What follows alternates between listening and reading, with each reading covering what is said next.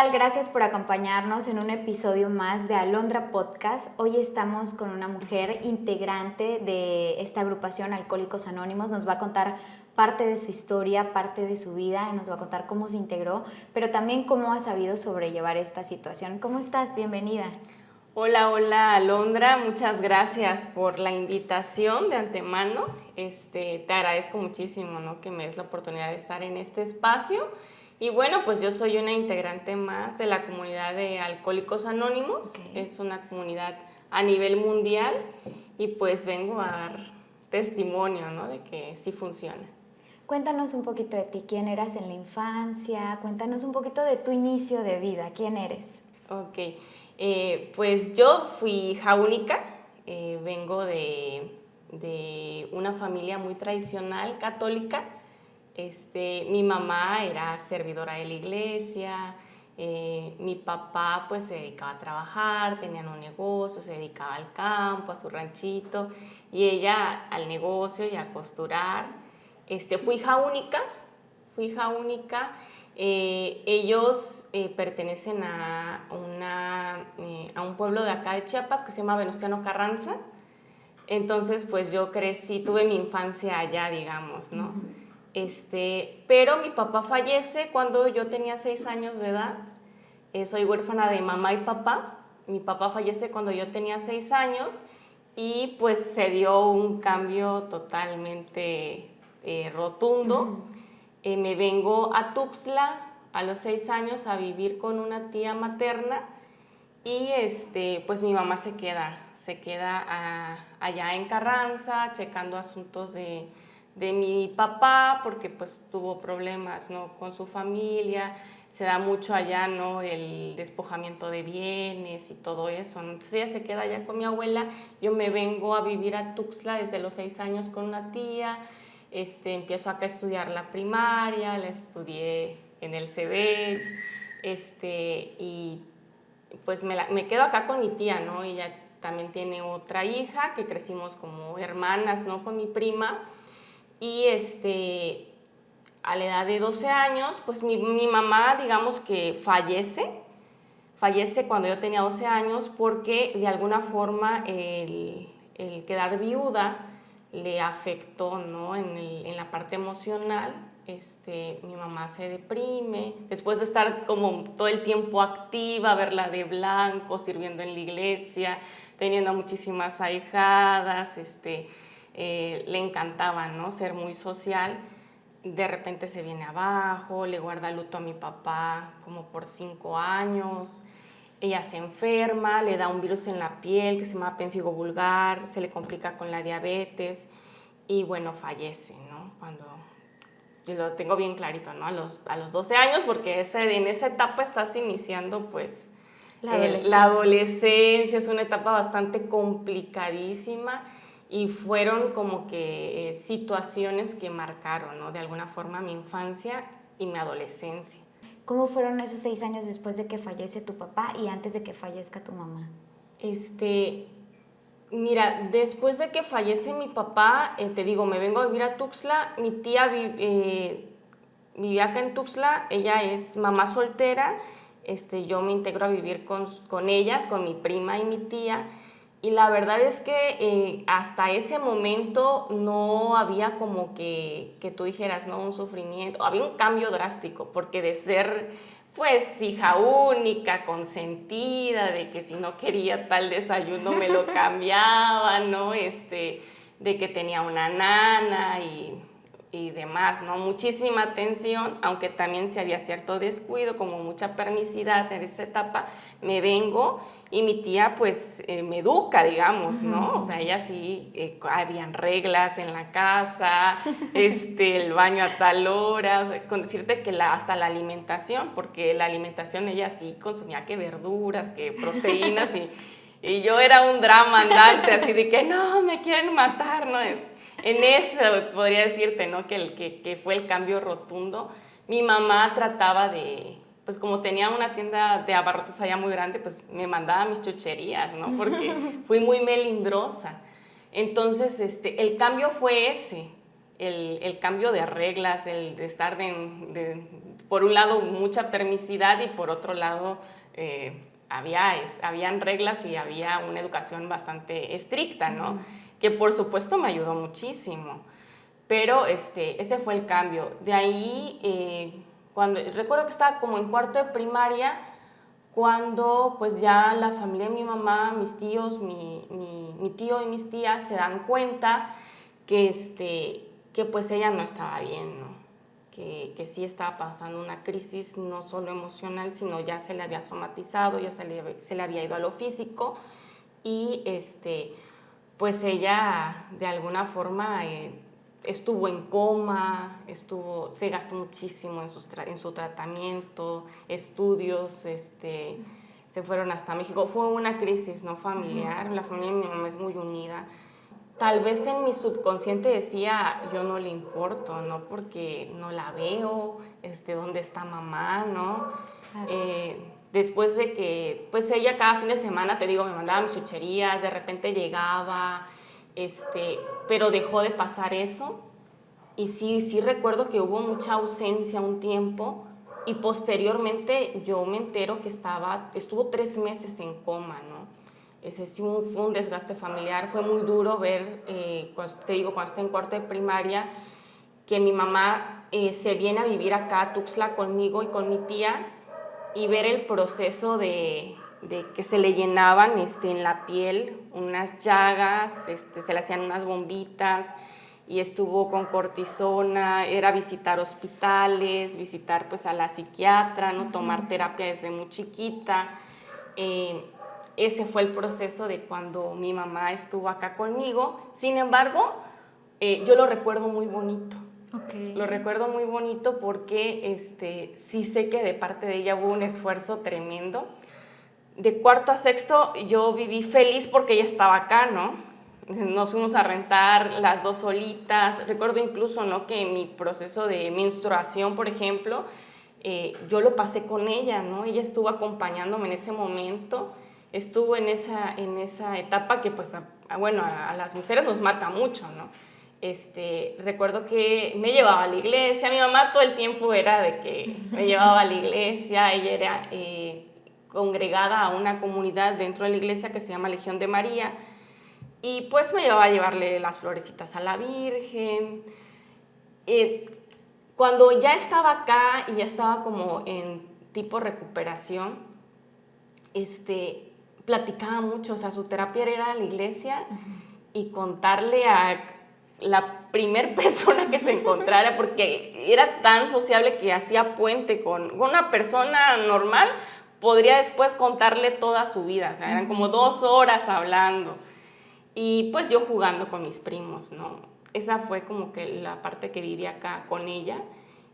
Siempre me mantuvieron ocupada en las tardes, ¿no? Que sí en actividades de pintura, que siempre en danza, computación. Entonces, de alguna forma recibió apoyo también de sus hermanas y nunca me sentí completamente sola, ¿no? Hasta ese momento no, sino ya después de que ella fallece y de que de alguna forma ya soy más consciente de qué pasa, ¿no? ¿Qué pasa cuando fallece tu mamá? Porque tan jovencita, una niña. Sí. Y te quedas sin mamá y sin papá y ahí sí cambió. Sí, cambió completamente porque fíjate que cuando son situaciones que te marcan, ¿no? O sea, sí hubo trauma de alguna forma. Cuando mi papá fallece fue diferente. Porque pues yo estaba muy pequeña, no tenía tal vez como esa conciencia, ¿no?, de qué estaba pasando. Me llevaron a dormir a casa de un tío con mis primos y todo fue mucha felicidad, ¿no? O sea, fue como que el que te trataran de consentir demasiado como para para después darte esa noticia. Al otro día llego a la casa y estaba atendido mi papá y recuerdo a todos llorando y abrazándome y consintiéndome mucho, ¿no? Y me explicaban que mi papá iba a estar en el cielo, que era una estrellita, ¿no? Fue un proceso bastante duro, pero pues era una niña, o sea, no lo comprendía a su totalidad. En cambio, cuando fallece mi mamá fue distinto porque de alguna forma ya era un desgaste. Mi mamá tuvo una recaída en su enfermedad y ya se la pasaba en la cama. O sea, ya apenas si podía comer. Fue una situación bastante dura, bastante difícil verla así. Y pues bueno, en esa etapa, ¿qué te puedo decir? Fue una crisis familiar. Yo, ¿cómo lo tomé? Yo me desgarré totalmente, ¿no? Estaba durmiendo, a la mañana siguiente me dan la noticia y ya era... Mis tías procuraron que yo no usara negro, que yo usara blanco, ¿no? Me vistieron de blanco, pues obviamente fuimos a velarla. Recuerdo mucho, ¿no?, el proceso de irla a enterrar y yo estar llorando todo el tiempo. Estaba saliendo de sexto, te digo, o sea, una etapa de cambios bastante complicados. Y fue llorar, ¿no? Sí le lloré muchísimo a mi mamá y sí sentí bastante su ausencia. Luego, ¿qué viene para ti? Híjole, luego viene el ser rebelde, ¿no? Mis tías procuraron que yo tomara terapia, o sea, sí fui con una psicóloga, pero lo que menos quieres es abrir tu dolor a esa etapa, ¿no? A esa edad. Yo fui muy hábil, ¿no?, para decirle a la psicóloga, no, mire, es que Dios de alguna forma me preparó porque pues yo no vivía con ella apenas y viví, o sea, muy astuta, ¿no?, para darle vuelta a la terapia y decir de alguna forma lo que mis tías tal vez querían escuchar para que yo no siguiera llegando, ¿no? Obviamente que a quien le hizo daño fue a mí. Entonces trataba yo, ¿no?, como de asimilar o protegerme, ¿no?, del dolor que estaba yo sintiendo en ese momento y no continué del todo con las terapias. Recuerdo que en mi proceso de secundaria sí empiezo como a tener un noviecito a los 14 años y otro noviecito y dejaba uno y seguía otro y otro y otro y otro, ¿no? Y así. Y fue un dolor de cabeza para mi tía, la verdad. Es que lo que mi prima no hacía, que era súper tranquila y lo sigue siendo, yo fui la tremenda, ¿no? Me encantaba estar en obras de teatro, todo el tiempo ocupada, porque pues de alguna forma era mi fuga, ¿no?, para no enfrentar el dolor. Sí, así me fui hasta la prepa. Esto fue en la adolescencia, luego en la preparatoria, y luego cómo empiezas ya a asumir la juventud, porque aunque estabas con tu tía y todo, pues no era tu mamá, no era tu papá, de alguna manera sí era tu espacio seguro, pero no era tu nido, digamos, ¿no? De alguna forma. Mira, de alguna forma mi tía también pasaba procesos complicados, ¿no? Creo que el quiebre fue cuando ya desde ahí estaba mal, solo que no lo expresaba, ¿no? Trataba yo de ocuparme. Empecé a fumar a los 14, 15 años de edad, en una obra de teatro que se llamaba, creo que Juan Tenorio Chiapaneco, y a mí me encantaba, ¿no?, los ejercicios de obras de teatro y estar ahí en el drama, me fascinaba. Los ensayos eran en la noche, personas ya muy grandes que para entrar a escena, pues para quitarse los nervios fumaban, pero pues yo tenía 15 años, pues, ¿no?, 14 años. Empiezo a fumar, igual iba a clases de inglés y pues tenía un compañero, siempre buscaba como que el caos, ¿me entiendes? Me encantaban los tremendos. Y de alguna forma igual, ¿no?, con ese amiguito y fumaba, pero no nada de que hasta ese momento que me escapara de mi casa, que me fuera de pinta, no. Me meten salgo del CEBECH, me meten a una escuela católica y te digo, fue como todo el tiempo muy restrictivo, o más que restrictivo, yo entiendo que hoy ellas en ese momento me cuidaban, ¿no? Claro. Trataban de protegerme. Y ahí fue donde empiezo, ¿no?, te digo, no dejé nunca de tener como noviecitos. Empiezo yo a tomar clases de inglés en otro lado, conozco a una persona y para mí fue el amor de mi vida, ¿no? O sea, recibí con ese niño una atención tremenda, porque lo que pasa cuando tienes procesos de orfandad es que hay ausencias muy marcadas, porque aunque sea tu tía, aunque sea tu abuelita y te den todo el amor del mundo, jamás va a ser igual al de una mamá o al de un papá, ¿no? Entonces, recuerdo mucho que esa persona, te digo porque después descubrí que además de ser alcohólica, me hice depresiva y me hice codependiente, ¿no? Entonces ahí inició mensajitos en la mañana, en la tarde, en la noche, llamadas de 2 horas, y que si la rosita, y que si muy detallista el chocolatito. Entonces yo me hice totalmente dependiente a esa persona, y cuando vino la ruptura para mí fue muy fuerte, y fue ahí donde yo empiezo a obtener mi primer contacto con el alcohol. Y pues ese primer contacto para mí fue borrachera, ¿no? Entonces estábamos en la prepa, en casa de una amiguita, tomamos y pues ese día yo vomitada, yo hice el ridículo, yo me besé con un compañero y bueno, ya te has de imaginar, ¿no? Ya después la cruda moral que te queda el otro día. ¿Fue tu primer acercamiento? Fue mi primer acercamiento con el alcohol. Y no fue nada. Después de que mi mamá fallece, sí recuerdo que sí me hice como que muy insegura, sí, con una niña con muchos miedos, con una baja autoestima, y pues el querer aparentar ser otra cosa, ¿no? El querer pertenecer a un círculo de amigas, de amigos, pues eso te va permitiendo. El que hace el alcohol te desinhibe socialmente, ¿no? Te atreves a hacer cosas que normalmente no harías estando sobria, ¿no? Entonces el alcohol te da valor, el alcohol es como una excusa, ¿no? Un justificante para hacer lo que realmente quieres hacer. Después de la prepa yo entro a la universidad y dentro de la carrera pues conozco al papá de mi hija, y pues inicio una relación con él. Con él fue mi primera relación sexual activa. Quedo embarazada, bueno, nos casamos.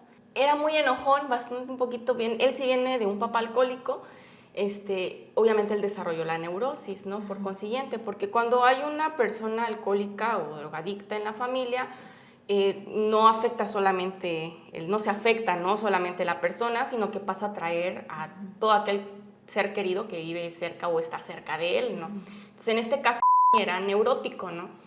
Tenía un carácter bastante fuerte. El detalle fue que estábamos ya terminando la licenciatura y pues él sufre un atentado, él lo matan y fue el punto de quiebre para mí. ¿Cuánto tiempo estuvieron juntos? Alrededor de 4 años. Okay.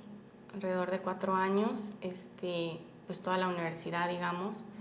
Entonces, cuando a él lo matan, ahí sí fue para mí la gotita que derramó el vaso de agua. Justo una semana antes de que naciera mi hija, fallece mi abuela, pero para mí no fue un duelo tan complicado como fue el de mi mamá, por ejemplo, ¿no? O sea, de alguna forma yo entendí el duelo de mi papá, el de mi mamá, el de mi abuela, pero el de mi esposo no lo pude asimilar. Porque si está joven, teníamos muchos proyectos de vida, o sea, ¿qué pasó? Entonces fue un punto de quiebre para mí tremendísimo. Yo espiritualmente ahí me quiebro, dejo, ¿no? Como de creer en Dios. Nosotros en la comunidad lo llamamos un poder superior, como cada quien lo entienda. Para mí es Dios. Dejo de creer en Dios y digo, ya me cansé de hacer las cosas bien, ¿no? Ya me cansé de hacer las cosas bien, ahora pues me deja de importar todo, ¿no? ¿Estos años no bebías? No, digamos que encaminó todo. Digamos que fue como mi etapa de alcohólica fuerte, ¿no? Como que, ¿quién es el alcohólico fuerte? El alcohólico fuerte es aquella persona que pasa algún acontecimiento grande en su vida y deja de consumir. No sé, fallece algún familiar, tuvo algún accidente, hubo una hospitalización, se casó, conoció el amor de su vida, nació un hijo y tiene motivos para dejar de consumir y lo logra, ¿no? El alcoholismo es una enfermedad. Lo único que nosotros hacemos diariamente en nuestras juntas es detener, ¿no?, esa sentencia de muerte, porque te puede llevar a la muerte. Entonces, digamos que fue mi etapa de alcohólica fuerte, pero entonces ahí sí ya viene un punto de quiebre y empieza mi etapa de alcohólica problema, ¿no? ¿Cómo vives la muerte de tu esposo tan joven, con una hija, con toda la ilusión, pues obviamente, de una vida por delante en esa familia nuclear, ¿no? Sí, fue bastante difícil porque te digo, a él lo matan. Nos enseñan unos videos en la fiscalía en donde lo están bajando del carro. Él venía manejando. El video que se logra ver es atrás del carro se bajan 2 personas, en la parte del copiloto otra, y eran uniformados, ¿no?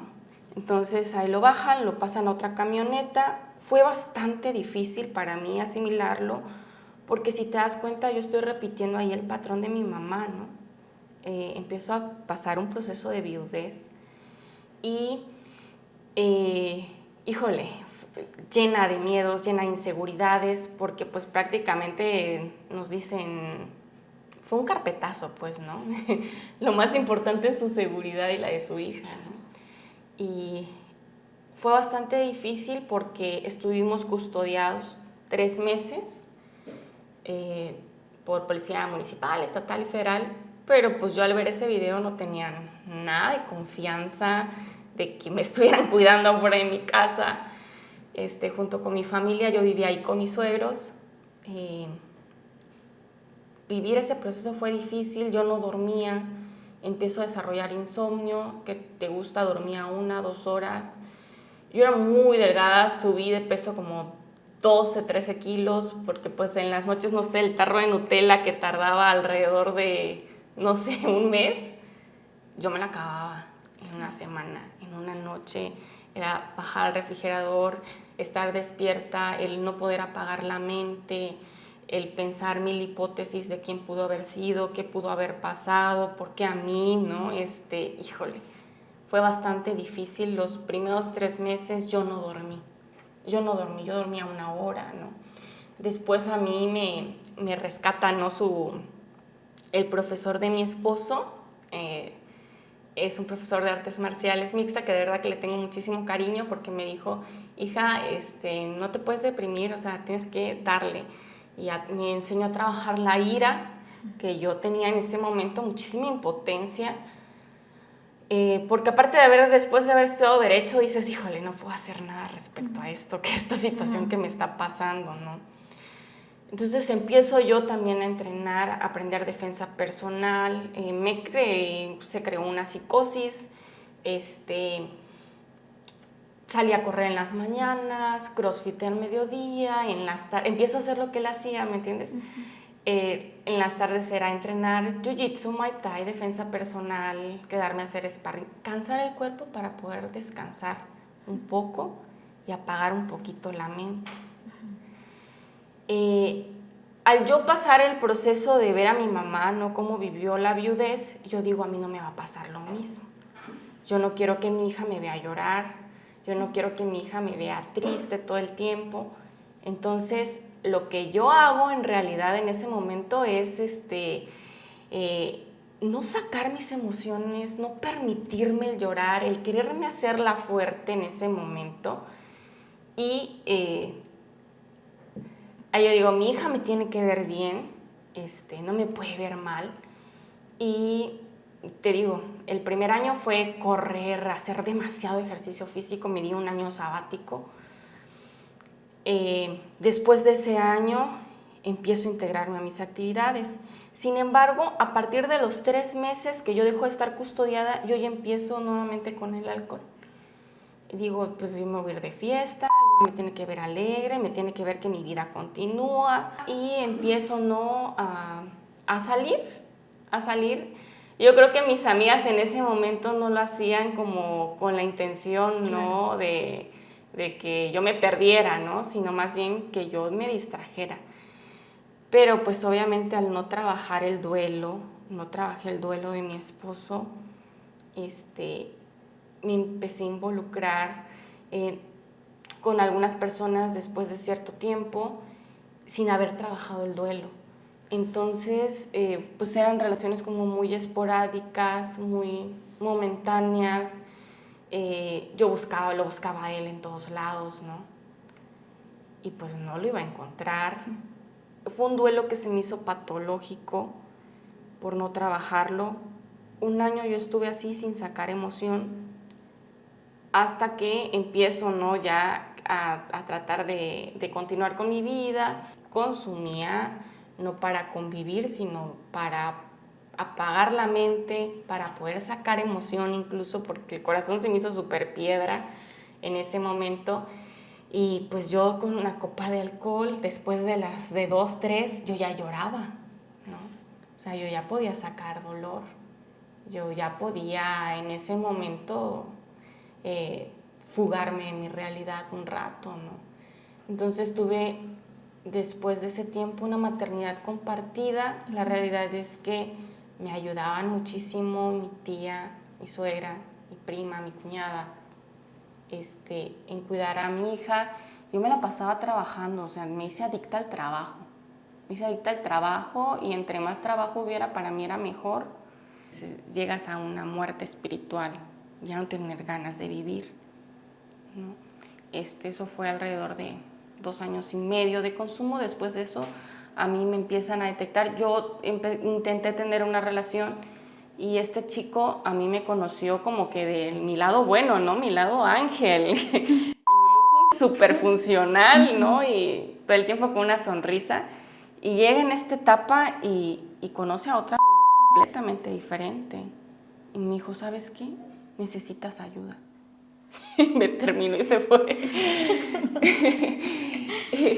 y no me importaba, o sea, mi mente era, pues ya vendrá alguien más, ¿no? O sea, no ves, el primer estado de una alcohólica o alcohólico es el estado de negación. Yo no tengo ningún problema. Entonces, acá nadie puede decir, eres o no eres alcohólica.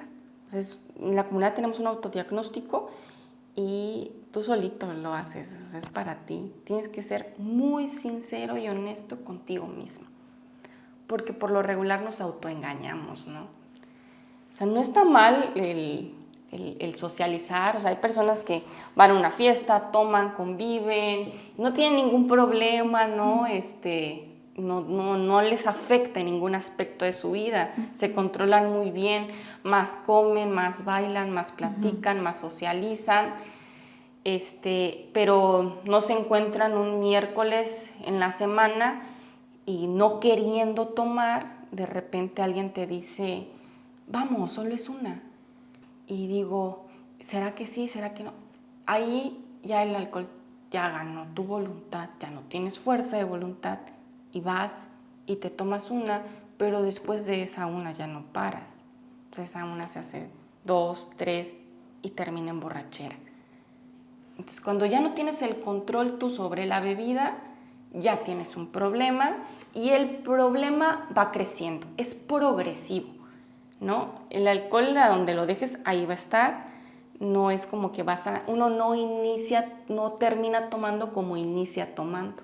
O sea, vas adquiriendo como que más resistencia y ya no te satisface solo 1, 2, 3, ¿no? Sino que y aparte es la puerta de entrada a muchísimas más sustancias. ¿Y cómo se vive una maternidad siendo una mujer alcohólica? Híjole, es bastante complicado. Es bastante complicado porque vives con muchísimo sentimiento de culpa. Yo te podría decir que fui hasta cierto punto, mi alcoholismo nunca terminé hospitalizada. Tengo compañeros que sí terminan hospitalizados, que sí terminan en un centro de reclusión, que sí terminan en una hospitalización. Ya es un alcoholismo muy crónico, ¿no? Lo que yo hacía de escaparme era fugarme de la realidad que estaba yo viviendo porque no la estaba soportando. Ser madre soltera, híjole, mis respetos para todas las mamás solteras, porque aparte te enfrentas a la educación de un ser humano y tú tienes la responsabilidad de eso, ¿no? A mí me pasó, por ejemplo, que cuando yo tenía a mi esposo, yo le decía, no le pegues. no me la maltrates.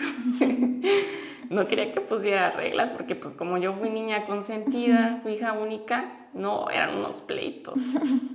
Te tienes que poner de acuerdo con tu pareja sobre la educación de tus hijos. Híjole, cuando yo me quedé sola y me tocó a mí la responsabilidad, no la soporté, pues porque aparte la enfermedad del alcoholismo, el alcohólico es irresponsable, ¿no? Entonces, es más fácil para el alcohólico huir de su realidad.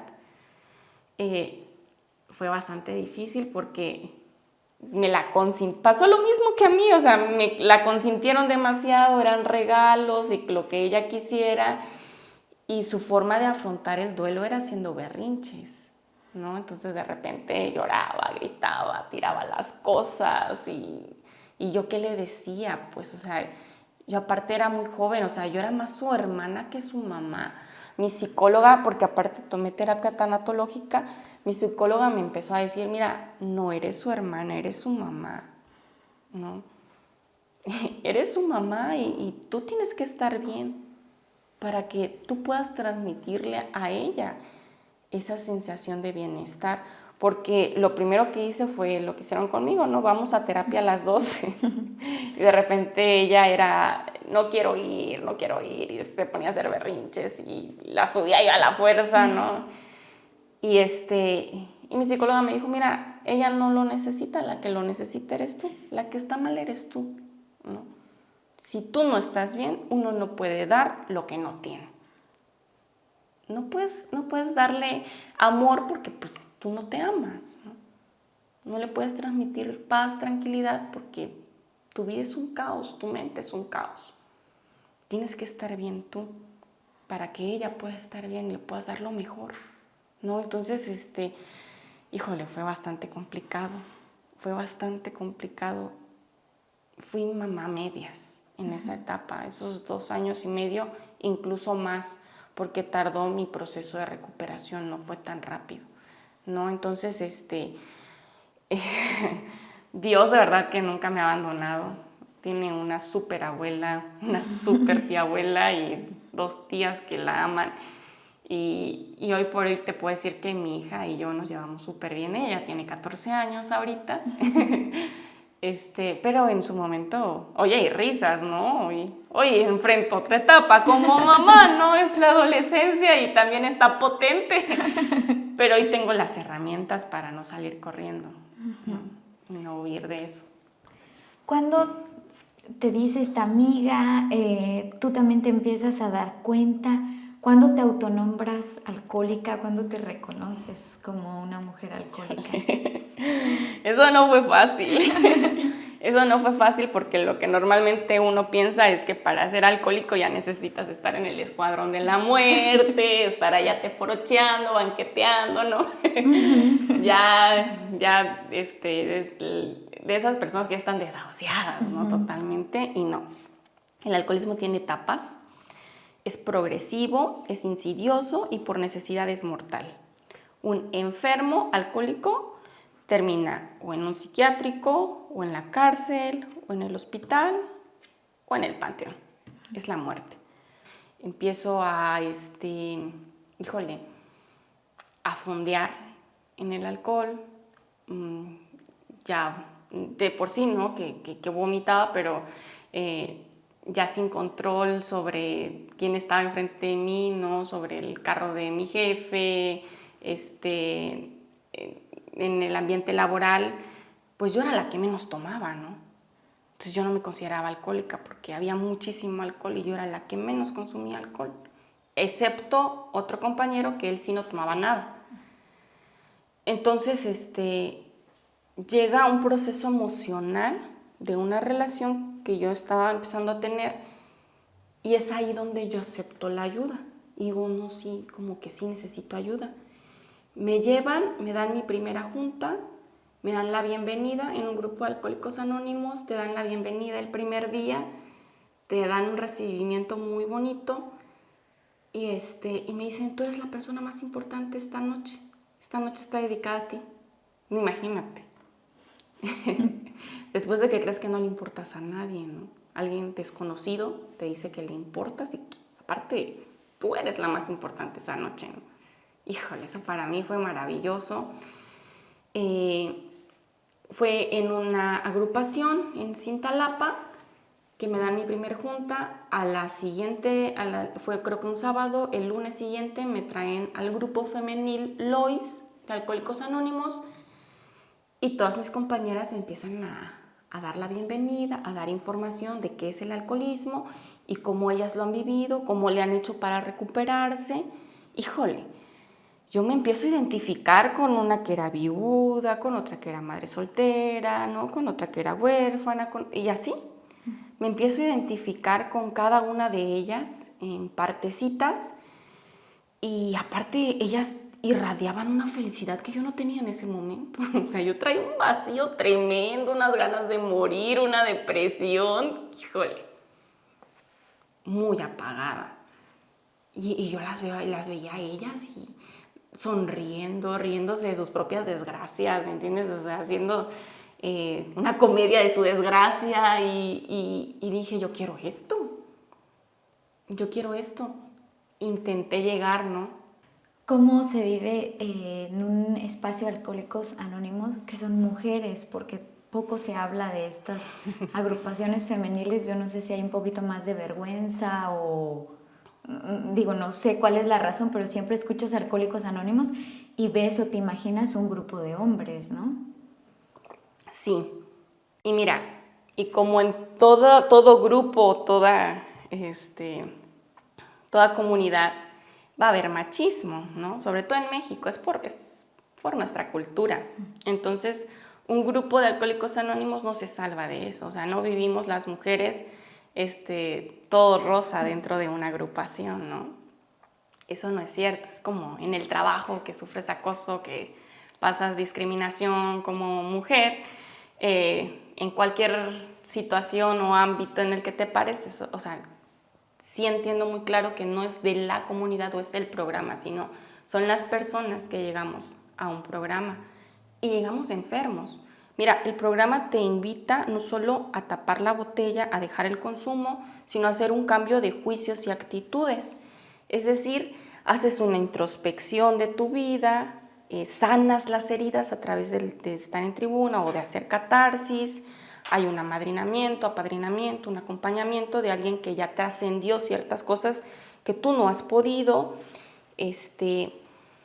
y posteriormente te invita a hacer un cambio, ¿no? A que hagas reparaciones de daños, porque así como te dañaron, tú también dañaste, ¿no? Como en su momento a ti te dañaron, después tú dañas y te invita el programa a hacer esa reparación de daños y posteriormente es un programa 100% espiritual, no es religioso, puede caber la religión que quiera, si practicas, es más, un ateo puede estar dentro de Alcohólicos Anónimos, creer solamente en la fuerza que tiene la comunidad, se te invita a creer en un poder superior como tú lo entiendas, ¿no?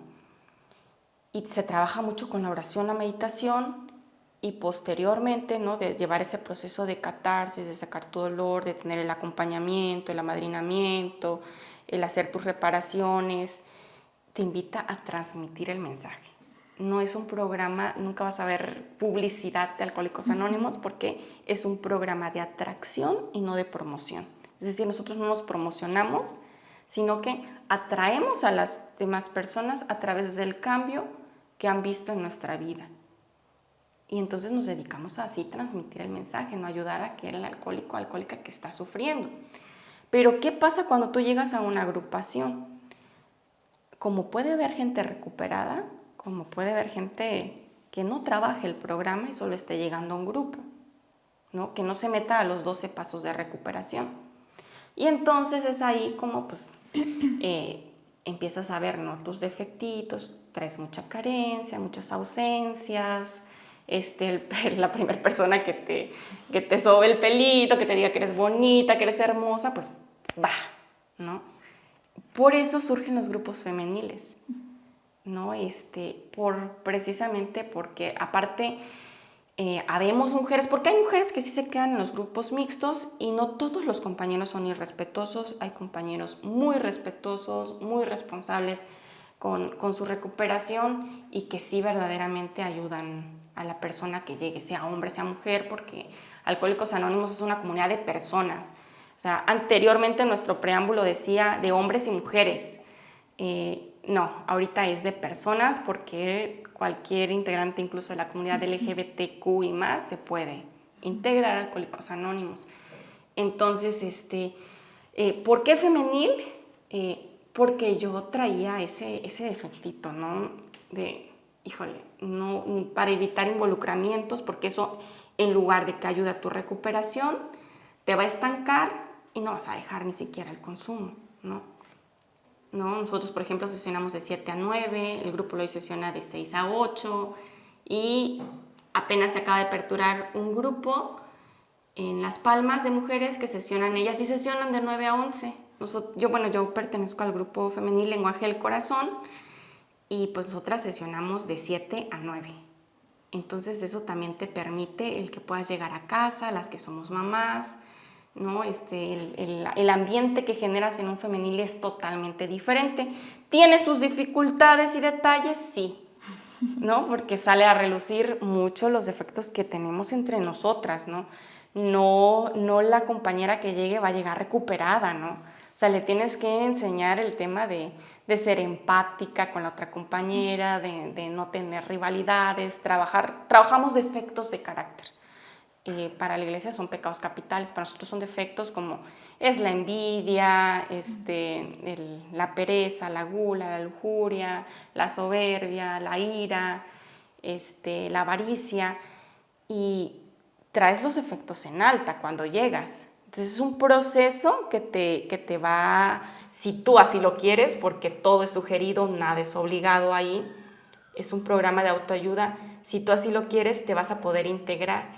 ¿Qué pasa en un grupo femenil? A mí me encantaron los grupos femeniles porque pues yo llego un poco feminista, llego bastante rebelde, el escuchar las terapias de los compañeros de que cómo se habían comportado con sus esposas o con sus parejas, híjole, a mí se me revolvía el estómago, ¿sabes?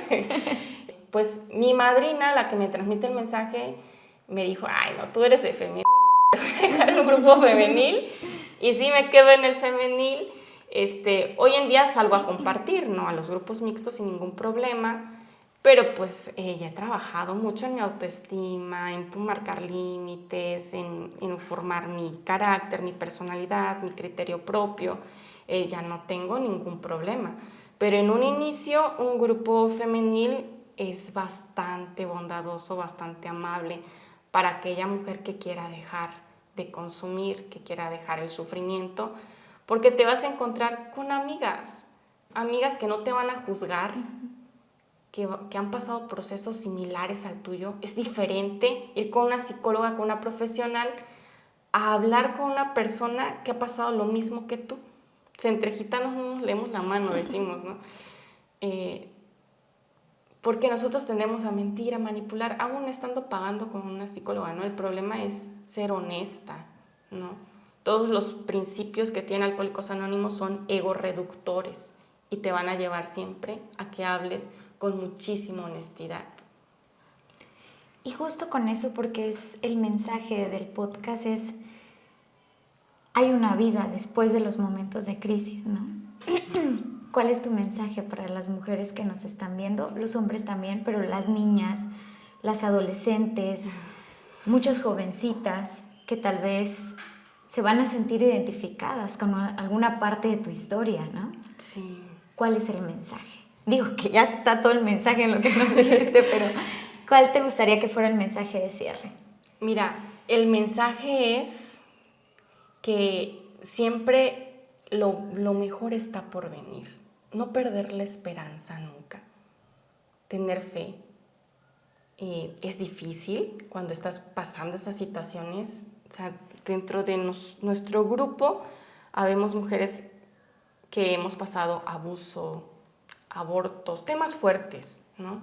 Yo te hablé ahorita de procesos de orfandad, de viudez, pero hay procesos de abuso, de violaciones, de abortos, de maltrato intrafamiliar, de codependencias.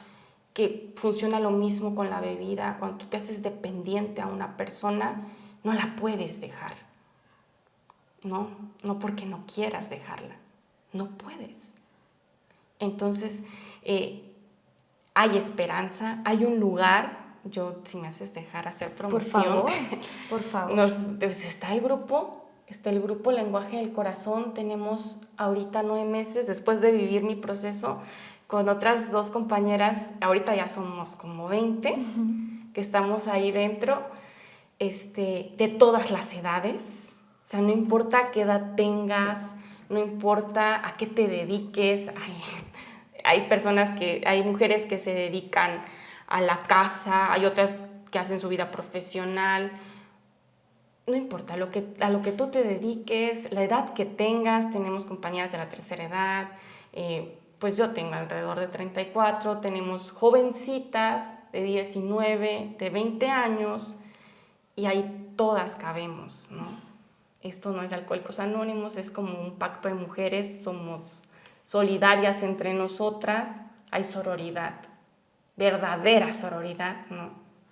Porque te puedes subir, puedes hablar de ti, de quién eres verdaderamente, con todos tus defectos y también tus virtudes, tus bondades, porque las empiezas a ver. Entonces, hay esperanza, hay grupos de autoayuda y no hay que rendirse, ¿no? Me encanta. Oye, gracias por acompañarnos. Qué importante todo esto que nos cuentas. Gracias por estar con nosotros. Y esto que dices me encanta. Gracias por compartir el mensaje. No, gracias a ti por invitarme. Muchísimas gracias. Gracias.